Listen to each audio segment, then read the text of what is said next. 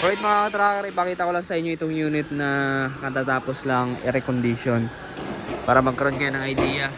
Isuzu Elf NKR, gross weight capacity niya 4221, yung net capacity 3 passenger kasama driver. 4-wheeler po siya, 10 feet yung haba ng body. Nirepaint na to sa mga naghanap po ng ganitong unit. Small unit, light vehicle, light truck. Naka-upholstery na yung mga upuan, naka-floor matting. Brand new dashboard. Ayan, converted to dating right hand drive, left hand drive na kasi Japan. Pero CBU unit, completely built up, buo dumating dito sa Pilipinas. 5-speed manual transmission at ang makina niya 4H F1 na direct injection. Semi-electronic, 4-wheelers po siya. Naka brake drum yung likod, disc brake yung harap.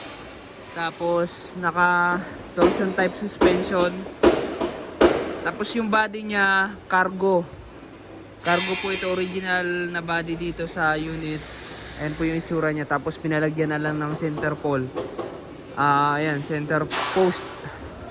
Ito yung likod. Ayan o, may plaka na nakarehistro.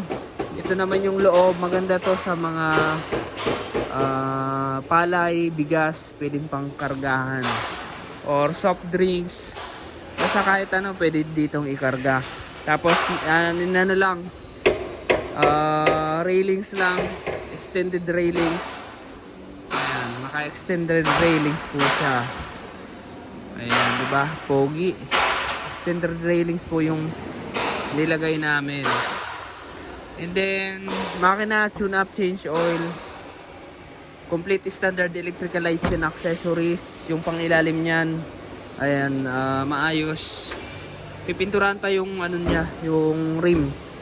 Ito po, naka-lock type rim. May ano to, may interior sa loob. Yung gulong 7.50 R15. Tapos makakapal pa, Japan surplus tires pa yung nakakabit. Pwede yan brand new, pwede nating papalitan. Ayan po yung itsura niya, oh. Ang ganitong unit mga ka-tracker dito sa amin, nagre-range po ng 700 to 750. Ayan, depende sa actual unit na mapipili nyo. Yung mga available unit po namin ay as is condition. Saka lang po natin ipaparekon kapag napili nyo na. Depende po sa gusto nyo pagkakayari or specification. Kung may mga ipapa-additional po kayo, kung anong kulay ng pintura, pwede po. Yun na rin po yung lalabas sa rehistro. Kayo po yung first owner kapag bumili po kayo.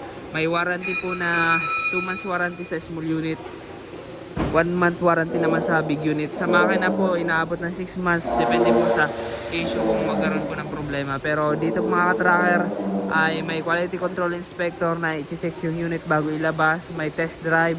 Tapos all function po lahat. Yan mga ka-tracker. Ang mode of payment po namin, cash and financing. Pag cash, down lang kayo ng pang reservation. Kahit 10%.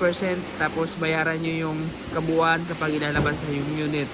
Pag financing naman, meron kaming accredited financing company na pwede nyong pag-applyan. Kailangan lang ng requirements, 2 months latest bank statement, 3 months latest bank statement, valid ID, DTI, business permit, tapos yung application form na fill out.